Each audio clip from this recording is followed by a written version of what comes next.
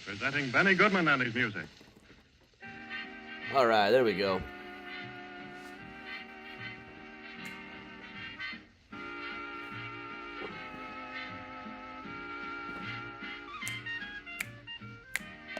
Hey, everybody.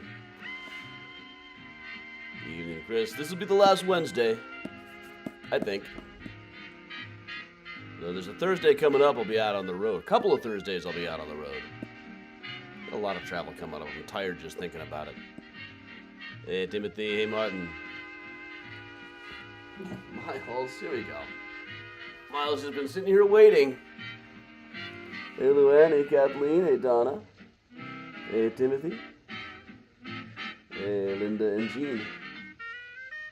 Evening, everybody. Good evening, Betsy. Benny Goodman, ladies and gentlemen, the man with the torrid clarinet and the even more torrid band who purveys assorted rhythms, all danceable, in the urban Chris, that's nice. Hotel in Chicago.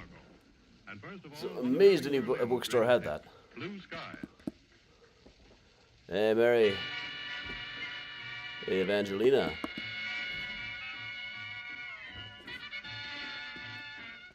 Hey, Laura, sorry to hear that. Hey, Lorena.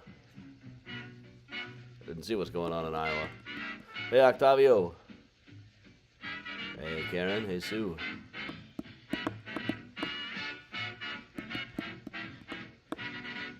Hey, Carolyn. Hey, Amy. And Kathy. Hey, Jean. Hey, Beth. Miles.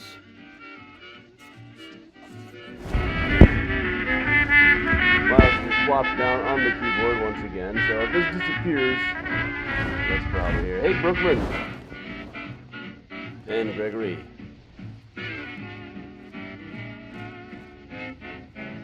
I think if I turn this down a second, you'll hear Miles purring.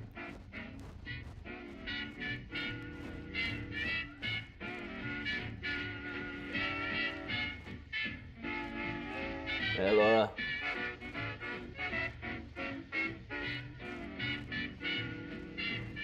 And Miles does lots of interesting stuff, but Miles, you gonna run the broadcast tonight? Can I just go to bed? You wanna do the tour?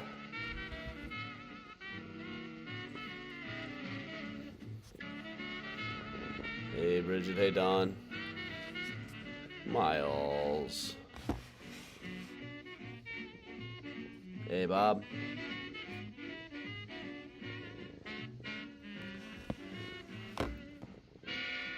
Hey, Diane.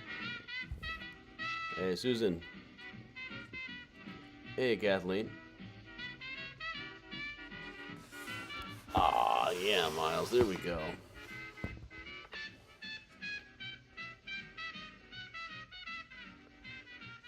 Kathleen, did I get a nap in today? Not really.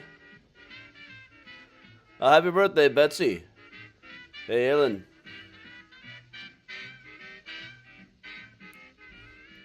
Hey, Megan. Hey, Bridget.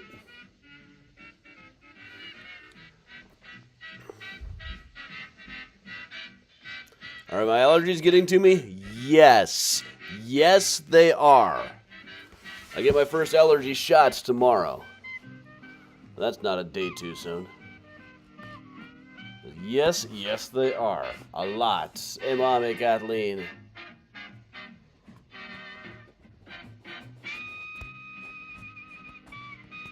Kathy, Bruce was excellent last night. I'm still really mad at Pfizer for him for taking over an hour to get through the security line. I missed 2 songs. Furious about that. They sent me a customer satisfaction survey. That was fun. $250 million they got of taxpayer money and couldn't hire sufficient people to handle security reasonably. The show was fantastic, though. It was, it's a show all about grief and growing older and watching people fall away and promising to carry on for them. Uplifting in only the way that Bruce can make things like that uplifting. Hey, Kathy. Hey, Tracy. Oh, Jordana, that sucks. The shots up with that?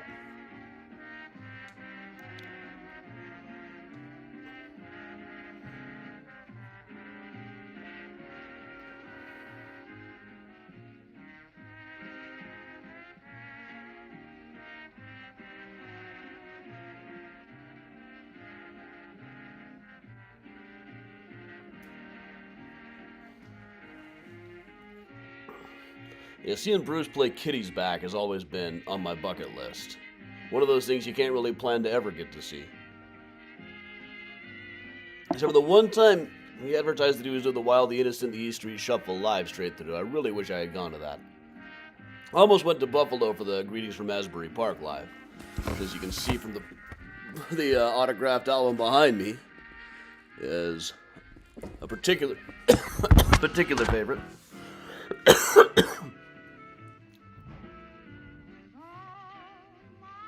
Strange noises going around in the apartment right now. Hey, Jan. For I am yours sincerely with all my heart, without a why and wherefore, all I ever care for with all my heart.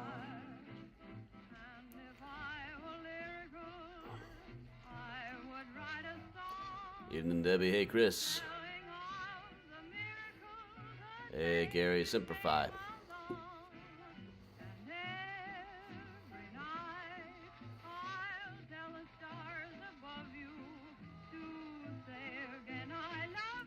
What are these noises that I am hearing? Oh, Sammy wants to come in, okay? Sammy, you coming in? Look for a second, you might just see Sammy the upstairs cat come wandering in a second. Well, Kathy, no, everybody did not stand for the whole concert. The whole of both Chicago and Milwaukee AARP was present. So, Chris, I made it in eventually. Not until we'd missed 2 songs. Really got into it with one of the security guards, too. I was snotty to him, I admit, but then he said, it's not my problem, it's your problem. Dude was counting people's keys.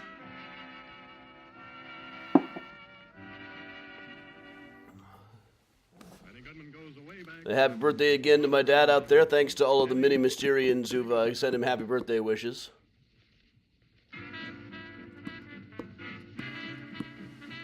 Sammy, did you come in? Oh, hey, Priya.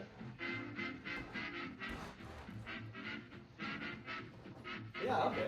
Hey, Sammy. You guys get a bonus cat today. Where'd he go? Well, Sammy. This is Sammy, the upstairs cat, over here. He lives up on the 3rd floor. Well, there's Priya.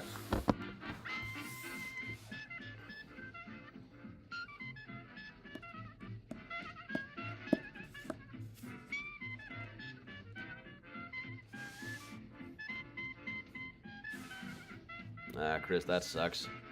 That was just a brutally long line. And Fiserv Forum sent me a customer satisfaction survey. What are you using that $250 million in taxpayer dollars for if you're not hiring people? Robber barons, that's what they are. Hey, John. Hey, Amy. Hey, Sue.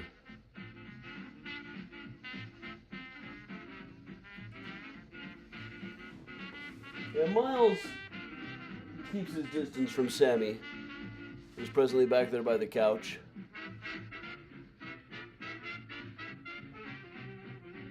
So they're having kind of a standoff in here.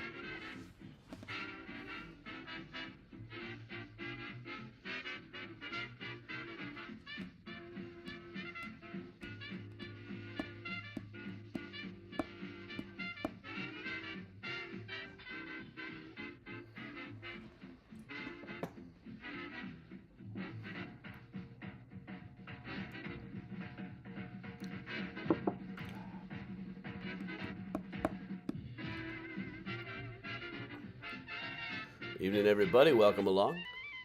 We're going to give Benny Goodman one more tune here, then we're going to get started. And they all loved it. They all loved those fashions when they played by Benny Goodman. And now another one just in the same vein. Ah, Jan, I love Noble Square.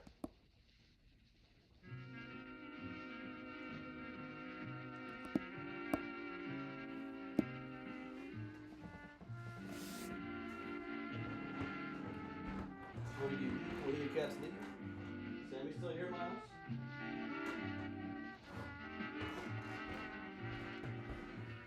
Well, now I kind of lost track of which cat is where.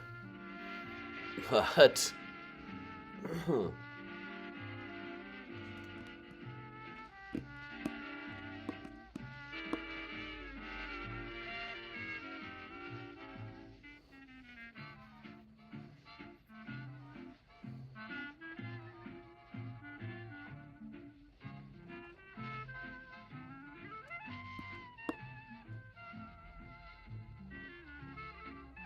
letting Benny Goodman finish up one more tune, then we will get started properly. Now, Kathy, Sammy's gets kind of the run of the apartment building. He'll go back up when he's ready. If they can't find him, they'll know he's probably down here. Hey, Nancy in Denver. Phoenix, best email for me is Adam at Mysterious Chicago. The worst is trying to message me on Instagram. I won't see that till way too late. Hey, Kathleen.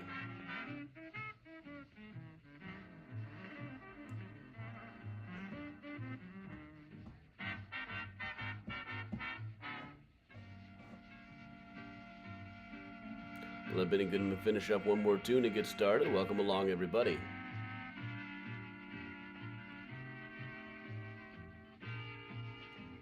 Gene, I am more likely to see a smoke signal than I am an Instagram message. Oh yeah, commenting on an old Facebook video is also not very good. Or an old Facebook picture. I will probably not see that.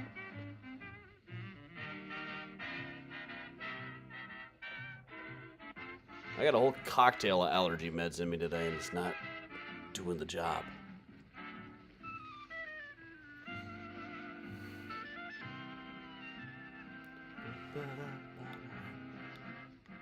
Hey, Aaron. All right, that is Benny Goodman wrapping up, coming to you live from the Joseph Urban Room of the Congress Hotel in downtown Chicago in 1936, anyway. But all right, ladies and gentlemen, it is time that we go ahead and get started properly here. So this is one of my favorite presentations. I've added a few new things to it today, so welcome along, everybody. I'm Adam Seltzer from Mysterious Chicago Tours. I've been a tour guide and historian here in Chicago for going on 20 years now. I've got about a dozen Chicago history books out. I'm on the History Channel and the Travel Channel all the time, so I am, in fact, incredibly famous. Among my books are Mysterious Chicago, the book, now available on audiobook to my great surprise. The Smart Aleck's Guide to American History, now badly out of date. H.H. Holmes, The True History of the White City Devil. Publishers are probably going to be pretty mad that they've dropped the Hulu series for that, but they'll find something for it. Murder Maps USA, new from Thames and Hudson, and new from University of Illinois Press. Graceland Cemetery, Chicago Stories, Symbols, and Secrets. So, all right.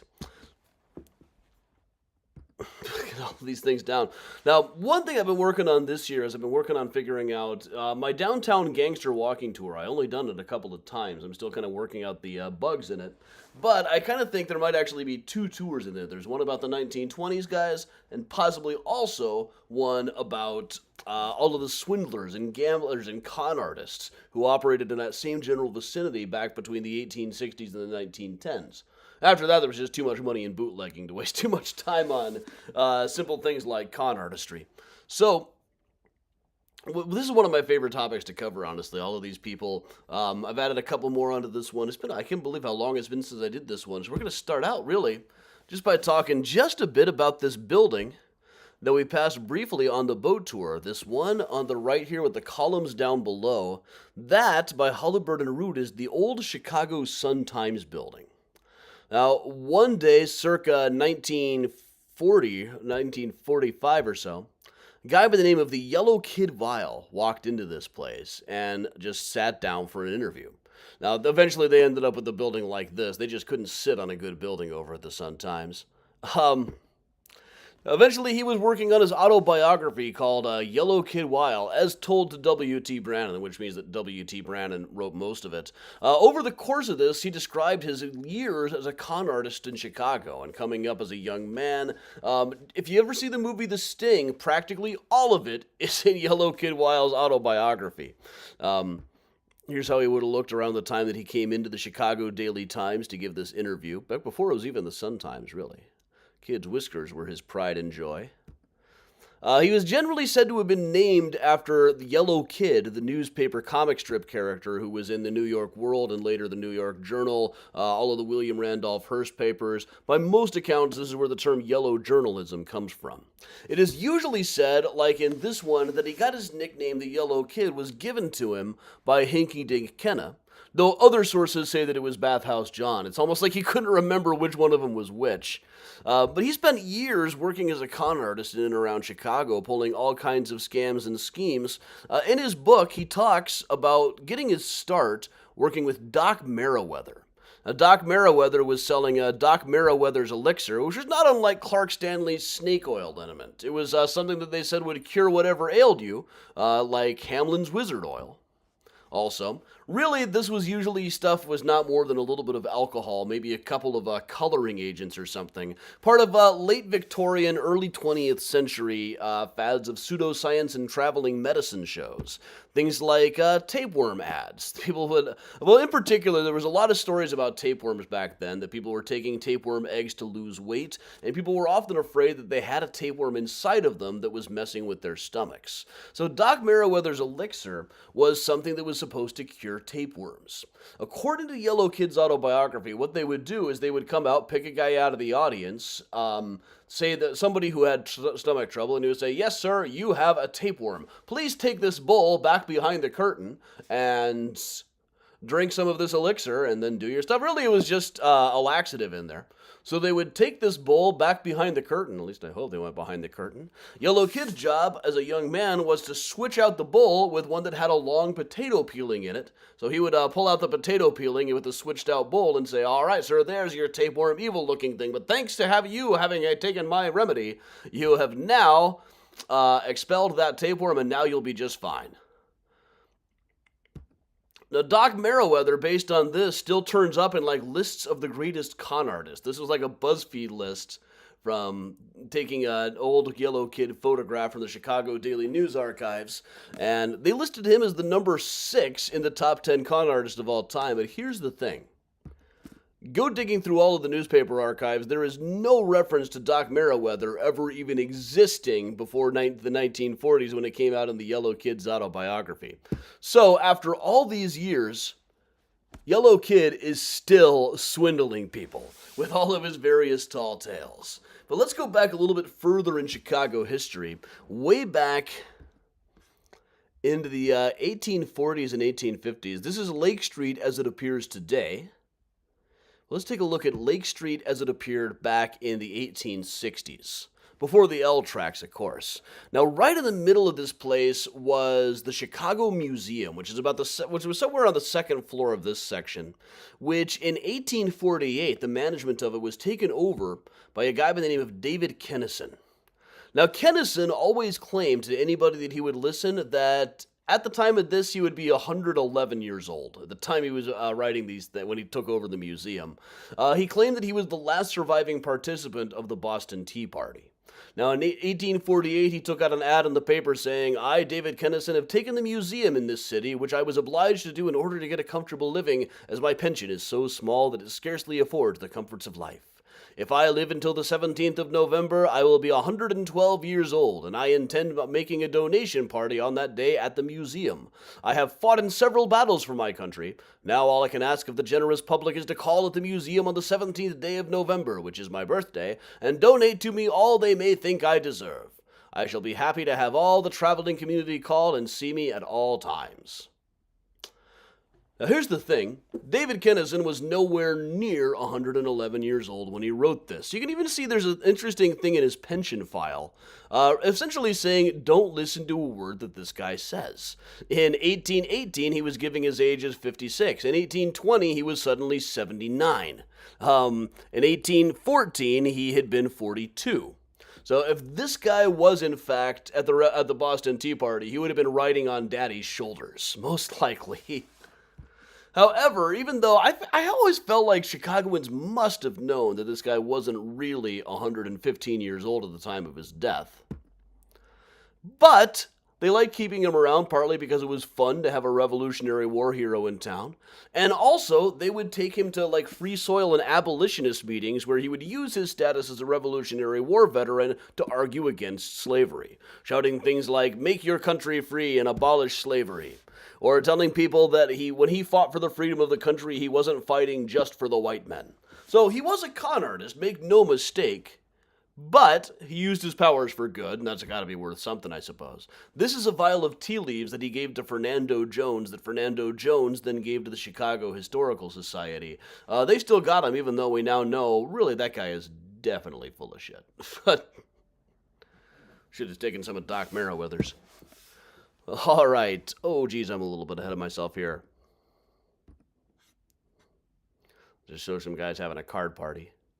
Now, back in the 1860s, after Chicago had grown, this was an era in American history when gambling was just everything. It's almost like people never stopped gambling. So, here in Chicago, one of the major places for a good gambling party, like the one we saw in this picture over here, the city was just lined with little places like this. Green felt tables for gambling, playing games like Faro, Policy, much of it was situated around what was called a hair trigger block, which was on Randolph Street in between about State and about Clark.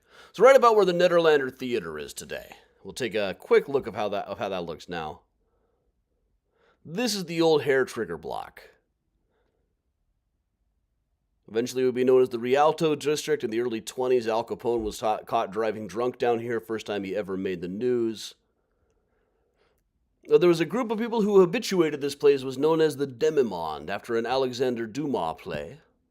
And among those, the most picturesque, I don't have photographs of either of them. It's still another generation or so before I'd regularly have photographs of underworld characters.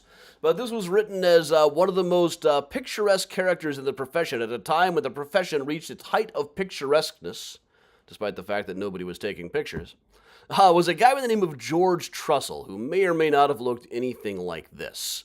But he was a big gambler around the vicinity, one of the toughest guys in the area. Had a girlfriend named Molly. She often called herself Molly Trussell as though they were actually married. She worked around the places as well. Now, one night she found out that George had been cheating on her. Probably quite a bit, in fact. So he went to Seneca Wright's Saloon, which was right where the Ford Center for the Performing Arts is now. Molly came walking inside right as a guy was singing the Limerick Races, a clown from the nearby circus. I'm going to wander into the alley back behind it here. Molly walked in and shot him.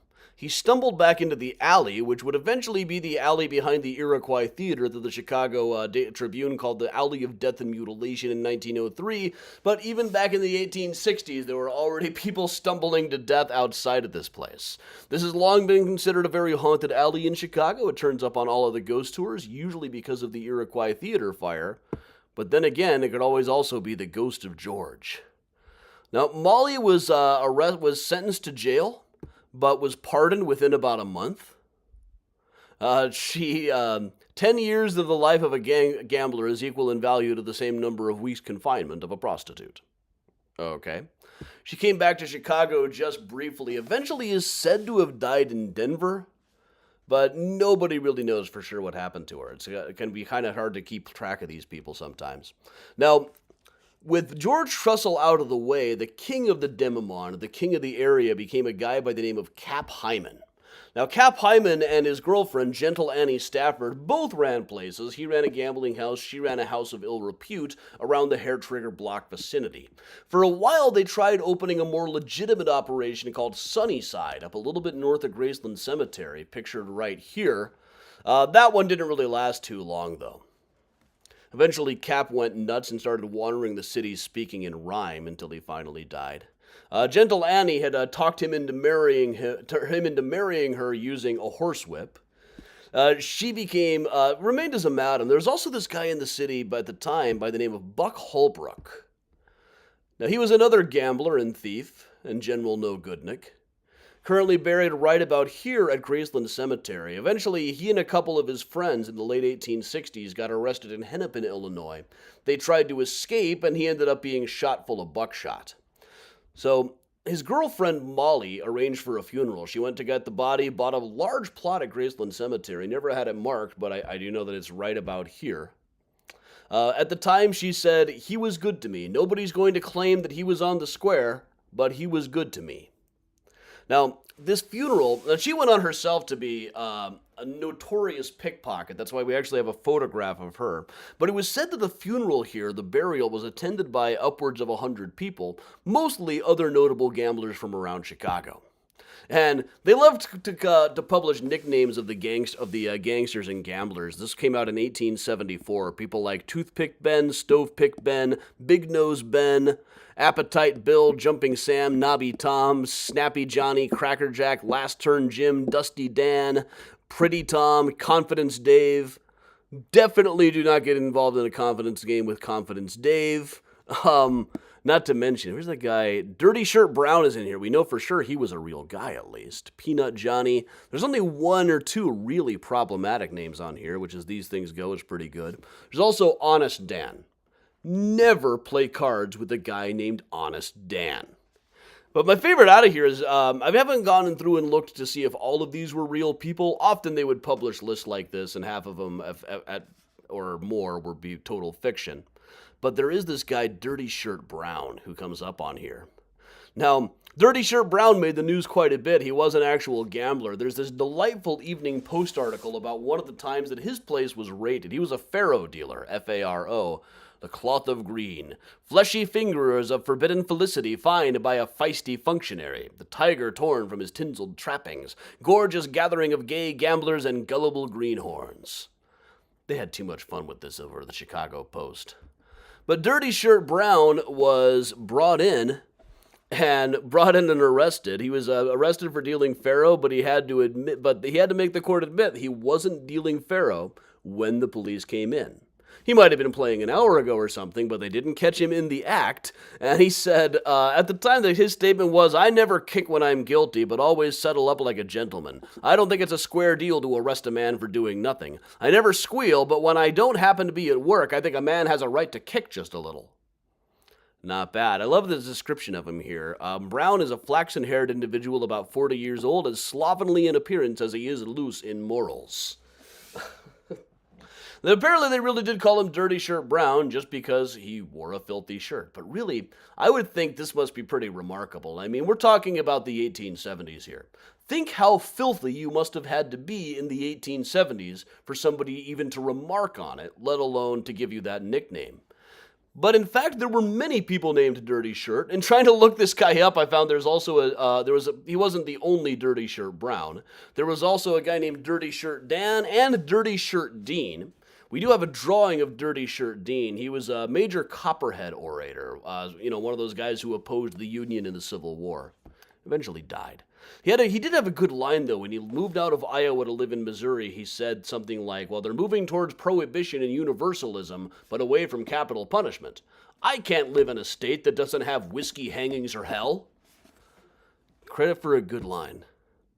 Now, Dirty Shirt Brown eventually was put on trial in 1882. He was defended by Emory A. Storrs, a lawyer that I talk about quite a bit, and who also went up in court against Dirty Shirt Dean one time. At the time, he was arrested along with another guy by the name of Joseph Martin. Joseph came up and said, "Please don't fine poor Dirty Shirt. He has a wife and kid. Fine me twice instead and let him go back to his home in Ohio." And everybody was fairly moved by it.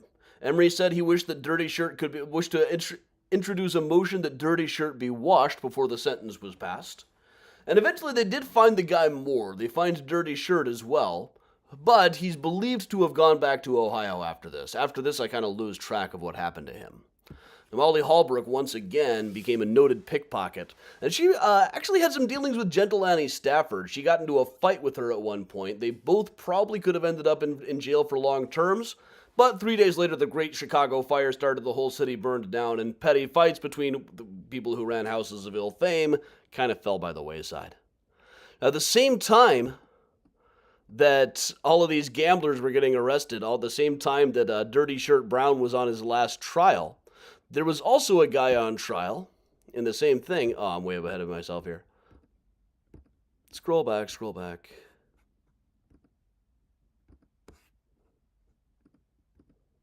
A lot on this guy.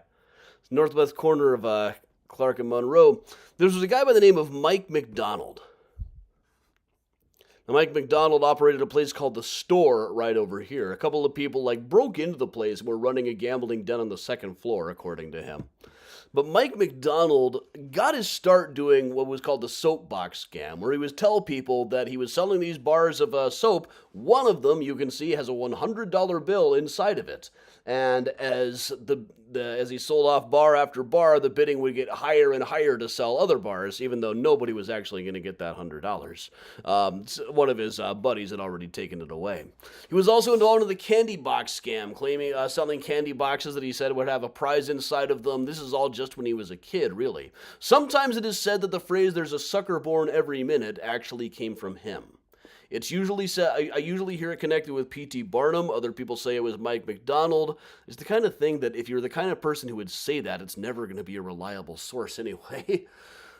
It's a terrific anecdote. He eventually became a very high-ranking figure in Chicago. He got helped a mayor get into office, and was from there on was kind of the power behind the throne for quite a while. At one point, some people came to his door and said, "Hey, we're raising money to bury a policeman." He said, "Here's $10, bury 5 of them." We'll move over to the courthouse here for a bit.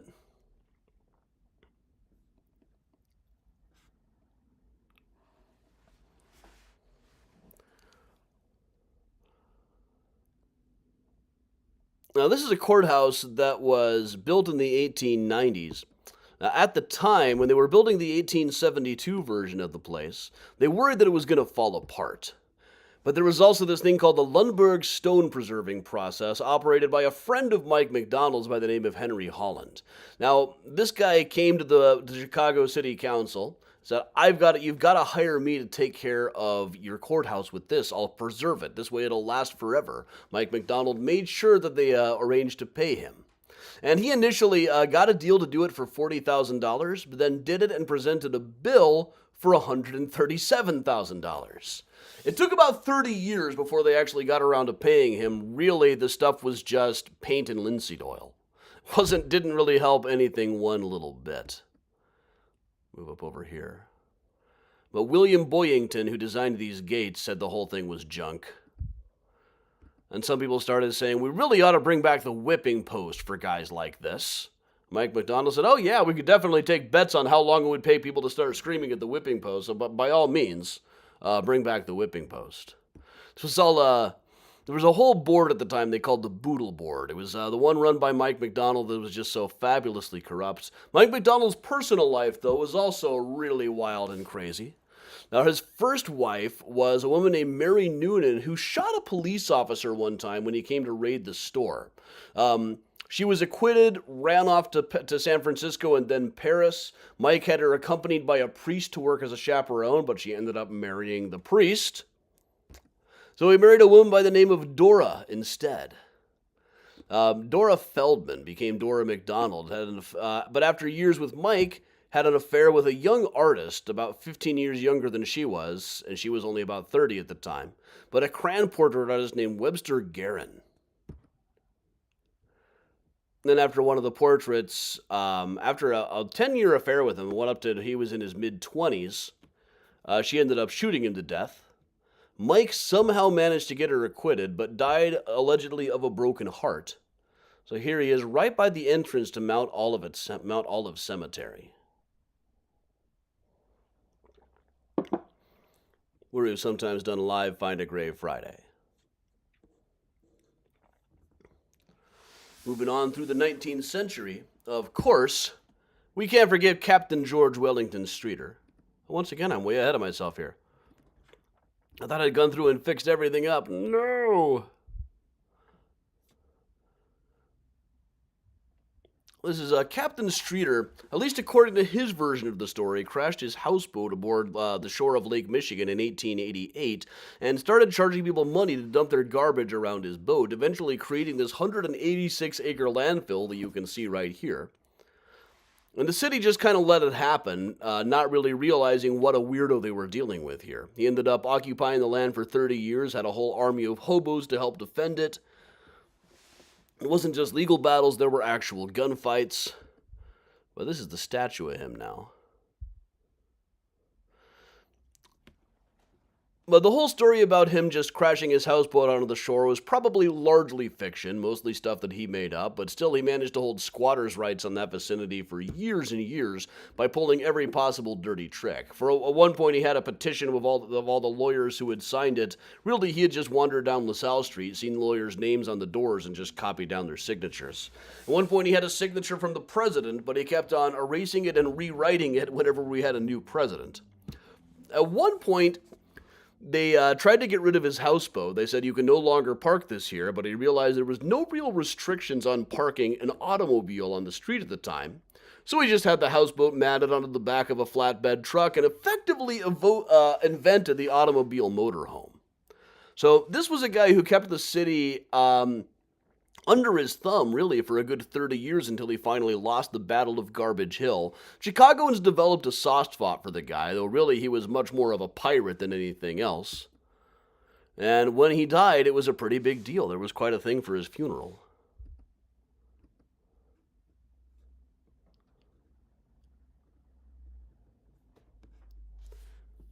And he was operating well into the 20th century. He even gave a speech one time at the Dill Pickle Club, which was a place where they'd just have anybody in who was kind of a nut, including Yellow Kid Vile would show up now and then. Sometimes he'd show up to give a speech on being a con artist, and instead of giving a speech, he would demonstrate by taking the audience for $10.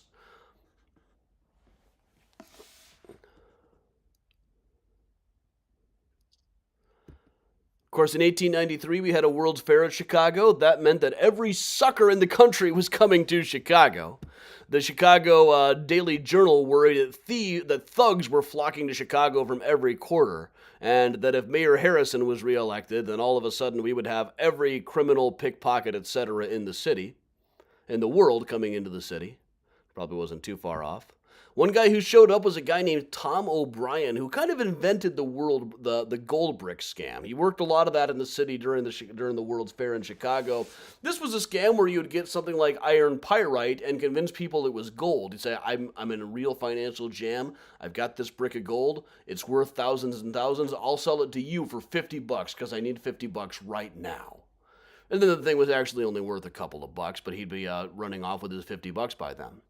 And these days, if we're talking about the World's Fair, when he was operating this con in particular, this is a picture from later on. He eventually killed his old partner, the other guy who is sometimes said to be the inventor of the gold brick scam. Killed him in a Paris hotel in 1895. His girlfriend, Annie Gray, on the right, hired a lawyer to show it was second degree, which spared him the guillotine, but he ended up dying here on Devil's Island. Not a pleasant thing to do.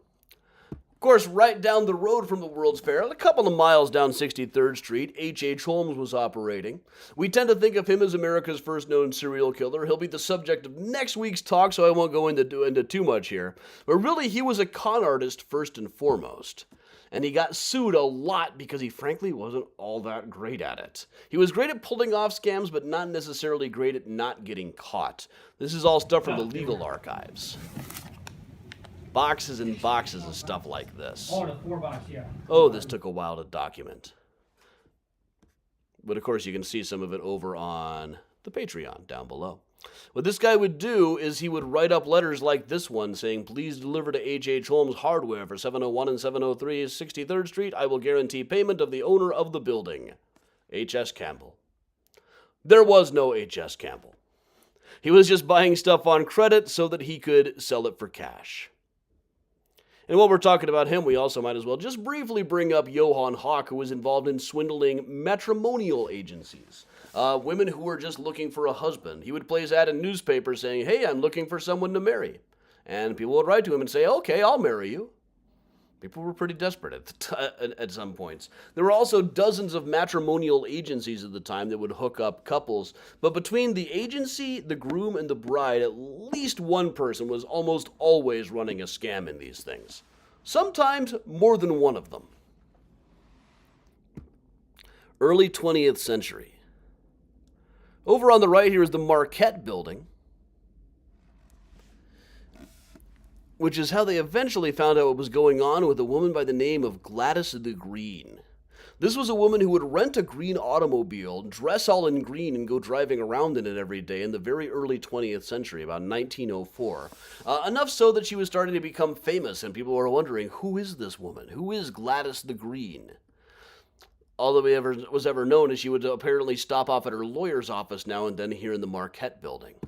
Now, eventually, it came out that what she was doing was she had built up a bit of notoriety. But then she would go into places like the Congress Hotel, fancy downtown Chicago hotels, meet out-of-town people who just might have heard about this strange green girl, then strike up affairs with them, and then blackmail them. She did this until it made the papers, at which point she just kind of disappears. Whatever happened to Gladys the Green, I have no idea. But a similar scam would later be played, or about the same time, really, by Charles Tyson Yerkes. Now, when we're talking about con artists, we're usually talking about these small-time guys who just engage in little bits of fraud. Charles Tyson Yerkes worked on a much grander scale, the robber baron sort of scale. This was the guy who really built the first network of streetcars here in Chicago.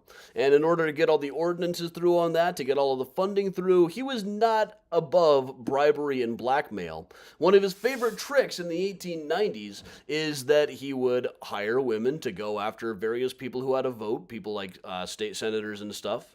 Hire them to go strike up affairs with these guys, and then blackmail them to get their votes. He did this over and over again. He finally was defeated in Chicago in 1898.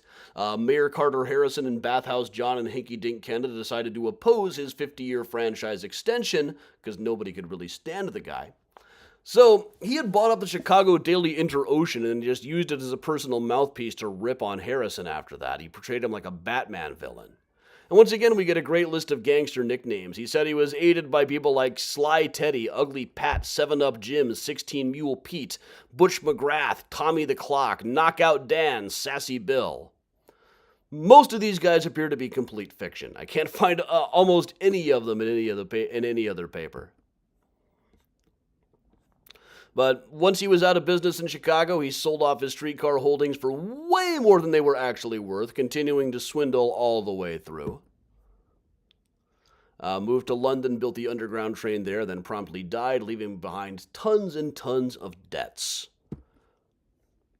We move up to 1904 a little bit. So we covered this a couple of times. 1904 was the first automobile murder. A mysterious character named Mr. Dove hired an automobile. The next day they found the driver that came with it slumped over the steering wheel dead, queer out in Lamont. For a while, they thought that Joseph Weil, the confidence man, Yellow Kid himself, might have been Mr. Dove. And he had a whole thing. Mr. Dove had been staying at the Congress Hotel. The doorman there said, "Yes, I recognize him. That was that Yellow Kid fellow. I think it was him." So the next day, Yellow Kid went to the Congress Hotel with a reporter. They walked up, and the reporter said, "Do you know this guy?" The guy said, "No, I've never seen him before." It's like, "We're going to go tell the police that immediately." So this got him off of the hook for that one anyway. At the same time, Yellow Kid was operating out of a place called Red Path Saloon, but mostly taking bets on horse races. What he would do is he wouldn't do the horse race betting himself. He'd find other people to place the bets on horses that he knew were going to lose. He would come up to a guy and say, "So I got a great tip." Now, Red Path Saloon was down this alley. So they'd be hanging out in the building to the right in a little saloon built in here and say, "I got a hot tip at the Hawthorne racetracks. Tomorrow, this horse is going to win. It's a sure thing. The whole thing is fixed. But what you want to do is just give the money to me. I'll pass it out to my betting agents. You don't want to do it at the window. That can get you in all kinds of trouble." So then, of course, the horse wouldn't win, and they'd say, "Yeah, well, you know, what can you do?" He got away with this a long time because it's not illegal not to fix a horse race. You just might get the shit beaten out of you on the street, which happened to him occasionally. You know, these things happen.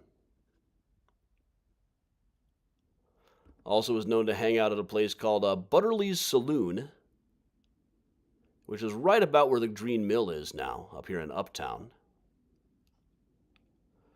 But also would occasionally get people involved in what they called the wire scam. That was where they would convince people, you know, with the off-track betting places, before they get the results of the race, it all gets wired through the Board of Trade. We know a guy down at the Board of Trade. So, and he would, you know, take the mark, the rube, into this place in the Board of Trade. It would have been the one next door to this one at the time. They'd have some Confederate of theirs wearing a visor with a pencil under his ear saying, I'm not supposed to do this. This could get me in a lot of trouble. But okay, I will leak to you who the winners are before it gets out to the OTB. Then once again, they would just take the guy for all the money they could. This would have been in this old Board of Trade. Also, up here on State Street, just across from the Marshall Field, was Professor James Ryan. There's me looking at James Ryan. Professor James Ryan was a psychic medium. Now, this guy was making about $6,000 to $10,000 a month as a psychic medium in 1910s money, partly from holding 50 or 60 fake seances a day. And he would just dress like this. To him, it was just a business thing. It's like, oh, I don't need, this is the real thing. We're not just trying to do all kinds of scams and everything here. I actually have this gift. I can do these seances. And he would do them 50 or 60 times a day. But mostly the reason for doing them was not to make money off of the seances. It was to identify newly wealthy widows, people who had come into a lot of money so he could sell off junk bonds and things like that. The reason he was able to get away with this for so long was that he was bribing the police. He was paying something like $400 a month in bribes. When you're making $6,000 to $10,000 a month in cash, that kind of works out. But the guy who was arranging the payoffs, the go-between, was a man by the name of Barney Birch, who should be a much better known gangster in Chicago.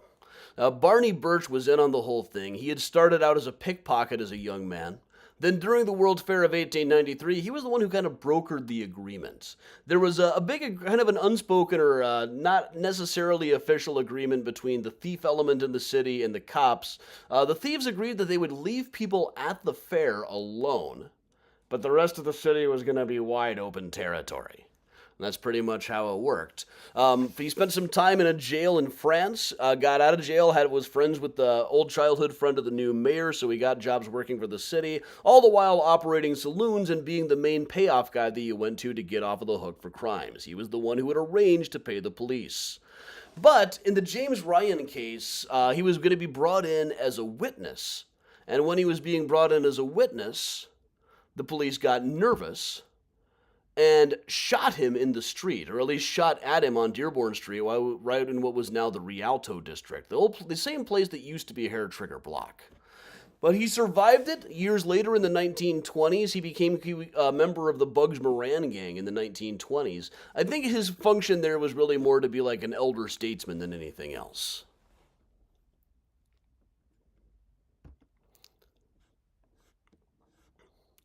Move back a little bit. Down here on LaSalle Street, in the 1910s, there was a guy by the name of the Wolf of LaSalle Street. Back before the Wolf of Wall Street, we had the Wolf of LaSalle Street.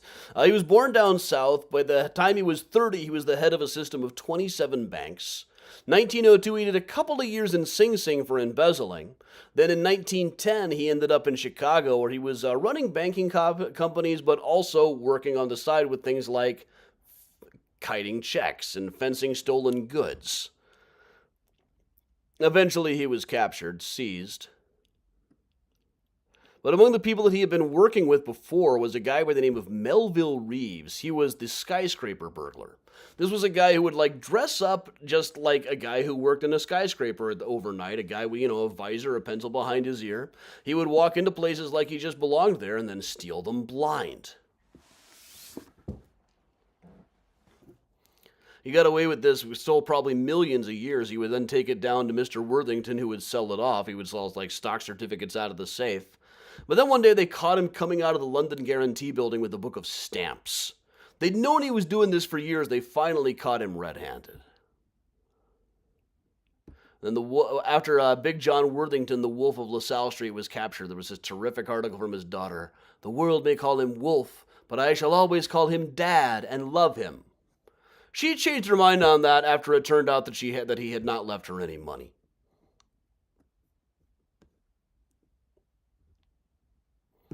Also covered just briefly, here in the Majestic Building, there was a guy who had an office at 18 West Monroe by the name of Leo Koretz, also back in the 1910s. Now, Leo Koretz was selling land down in South America. He was selling this land under what he called the Bayono River Syndicate that was supposed to make you an absolute fortune. This was land down in South America that was rich with oil. People were lining up, absolutely begging him to sell him shares of this land. Until somebody went down there and found out that no, this guy didn't own the land, nobody had ever heard of him down there, all of those certificates were useless, and anyway, there wasn't any oil down there. By that time, though, he had already made millions and millions of dollars on this. Eventually was sentenced to jail. While he was in jail, he ate candy to kill himself. He was highly diabetic, so he ate a box of chocolates. It's a strange way to die by suicide, but it's not unique in Chicago history. I know a couple of people who died by candy. He was the subject of a book called Empire of Deception by Dean Job. Nice guy. I recommend it. Now, a similar thing was a yellow kid around the same time had this thing selling a land scheme in Michigan. He'd bought up a bunch of land in Michigan, or partnered with a guy who had, that was completely useless. Nobody wanted to build there. So he came up with this idea. Instead of selling people useless land, let's give them the useless land. But then we'll tell them you need to have the title transferred for $10. And you need to get an abstract drawn up. That'll be another $15. You can all go through it right here. We'll give you the land as long as you use these two guys to draw up the abstract and get the title done. So they took land that was going to sell for maybe $1 an acre and ended up getting $25 an acre for it, more or less legally. More or less. Now, at various times he claimed he had reformed. By the time he was about 100 years old, he was living up on North Sheridan in Rogers Park in an old folks' home. At the time the movie The Sting came out, his ghostwriter wanted to sue. He decided at the time that he just didn't really care anymore. But this is where he was living at the end of his life, up here on North Sheridan, a building that is still standing today. Weird to imagine this guy from old traveling medicine shows would have been still alive to live in a building like this one.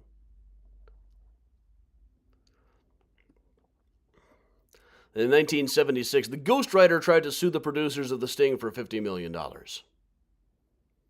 don't think he got too far. He was originally supposed to be buried at Rose Hill Cemetery, but Rose Hill pulled a couple of strings and found a couple of loopholes. His family might still be buried there someplace. But he himself ended up in a plot that I assume is unmarked, but I have no way to know for sure, down at Archerwood Cemetery.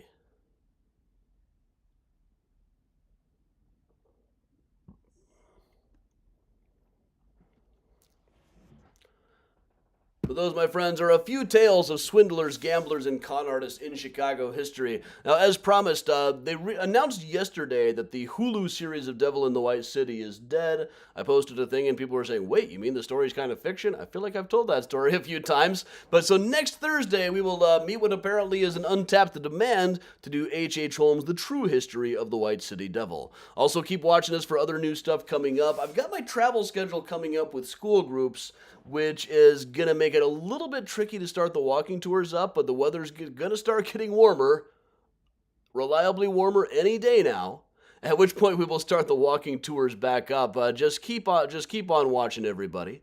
Should you need a Mysterious Chicago sweatshirt, hoodie, etc., cafepress.com/Mysterious Chicago has all of your needs in that line. And with that, everybody, I am still kind of hoarse right now from screaming and singing along at the Bruce concert last night. This is really hurting me tonight, so I'm just going to put the thanks up, put the Benny Goodman back on, and we'll just hang out like we always do. Thanks for joining, everybody.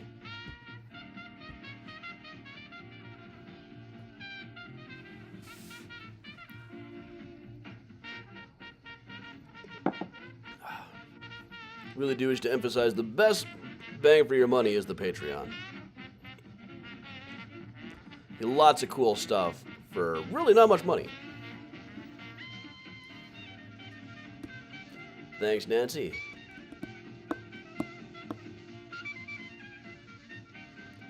Tulips. Every plant just makes my eyes sting right now. Phoenix. Sometimes it does feel like someone took a knife, maybe edgy and dull, and did exactly that. That's a serial killer song, man.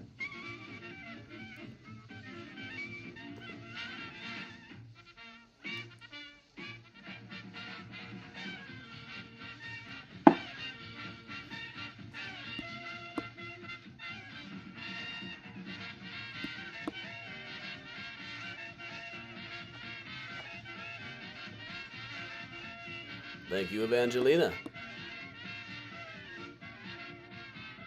Phoenix, it is super creepy. I saw him play it solo acoustic on a banjo one time. It's like, no, this is a straight up murder ballad, this song. I'm on fire.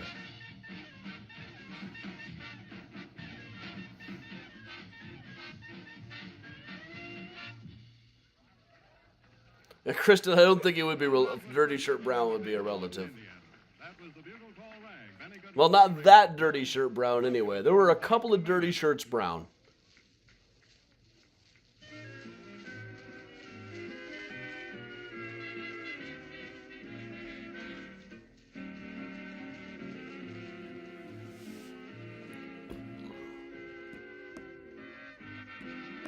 Oh, hey, Edward. Miles played a lot at the beginning of the tour. I don't know where he is now, but let me go see. Let me see if he's easily accessible. Oh, yes, he is. Hey, Miles. I'm calling for you, Miles. Ah. Go see Edward.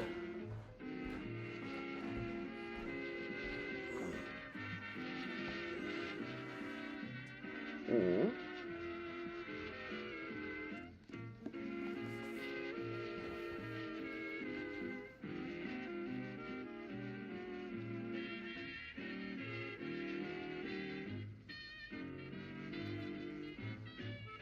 I've been hearing more rain than snow lately.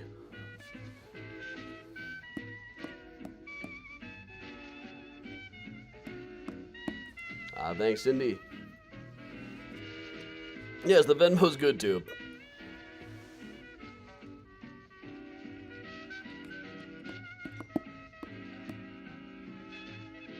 Bad, thanks, Karen.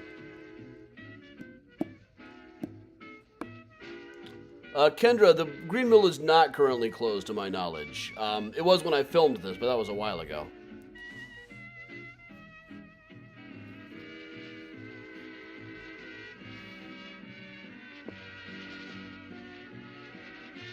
Fenwick, great name, Edward. Hey, Sharo. I don't know how to pronounce that, Debbie. Exactly. Down Harlem Way, they're all trucking. And here's Helen. And Nancy, I just saw that thing about how the growing season has been longer this year. So, allergens are worse. I don't know about the growing season. Can confirm about the allergens. They've been kicking me this year.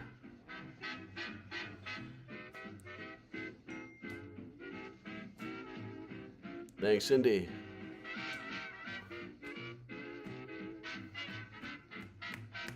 Is it already time to change the clocks again?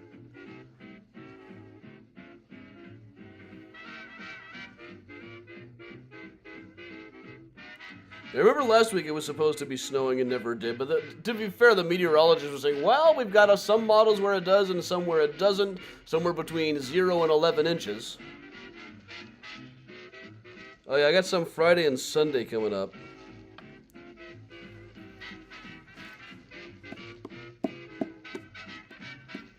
We haven't done nearly enough sledding.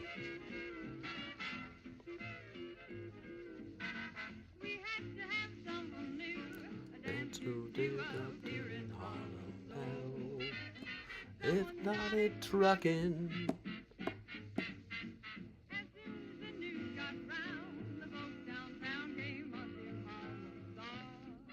Will I be at tomorrow's lecture on room 13? I have asked to be there, but apparently it's a pretty hot ticket, so Patty was very non-committal on whether she could sneak me in.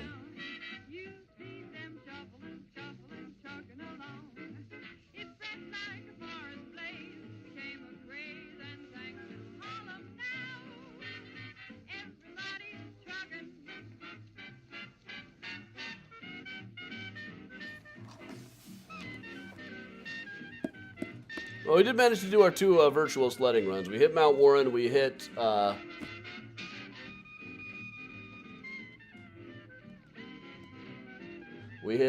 Trashmore. I'm not playing in my band anymore. Haven't done any live music in a while, but there is a new single by my band, The Limited Time, on Spotify. Wherever streams are strum.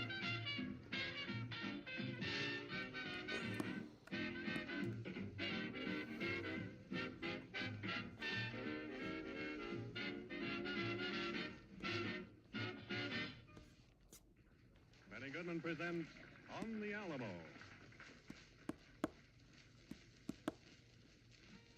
Thanks, Kathy.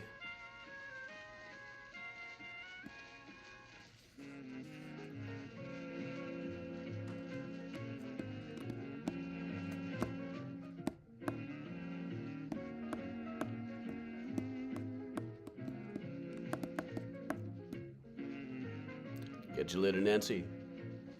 Now, one thing I'm not... Yeah, here's Sammy. Hey, guys, you take a look down here. We got Sammy coming in again. Pop.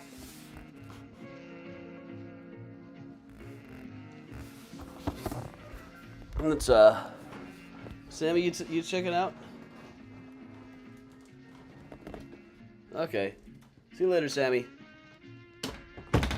I can close the door now. I know Sammy has gone home.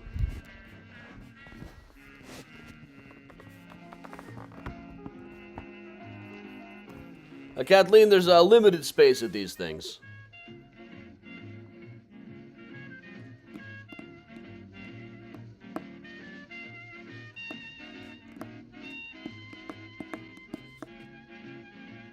Hey, Diane. Glad to have you even briefly.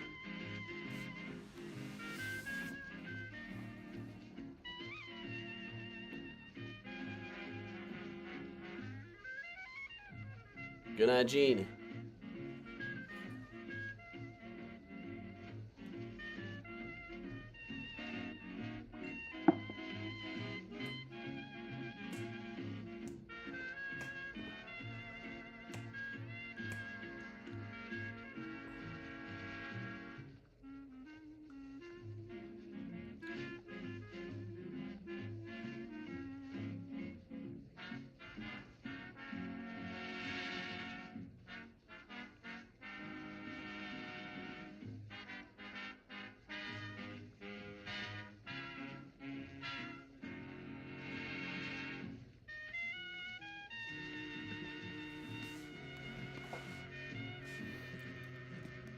Kathy, I will definitely be getting some sleep real soon.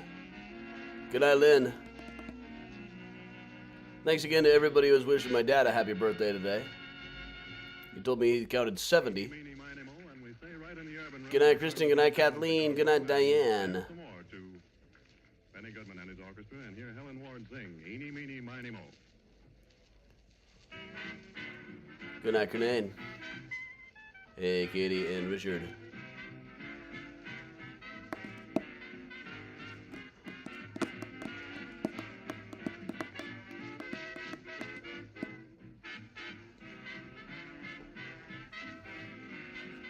Good night, Jan. I'll sing along with Helen a little bit here, then we'll get going.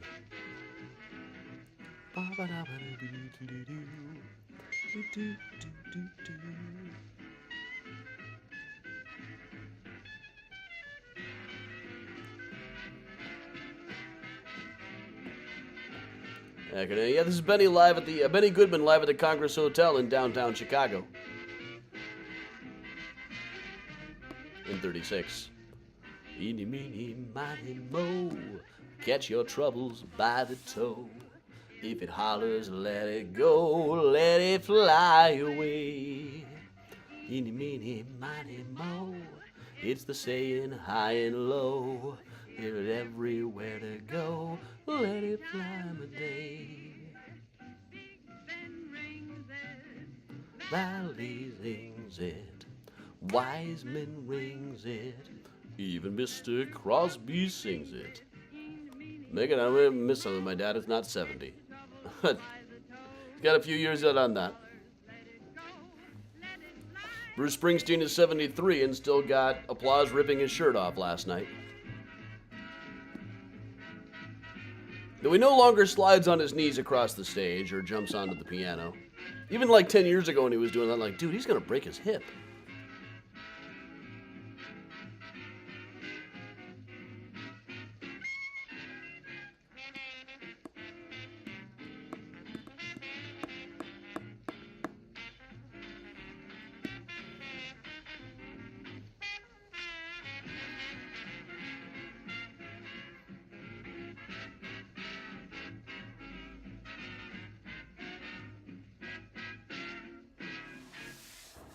All right, there's Benny wrapping it up, everybody. So I will see you all tomorrow morning for another morning mini tour. Next week, once again, we are back. We are back on the Thursday schedule. So thanks a lot now for ever joining me, everybody. I'm Adam from Mysterious Chicago Tours, telling everybody to stay safe and stay strong. And of course, if you can, ladies and gentlemen, you gotta stay spooky. Have a great night, everybody.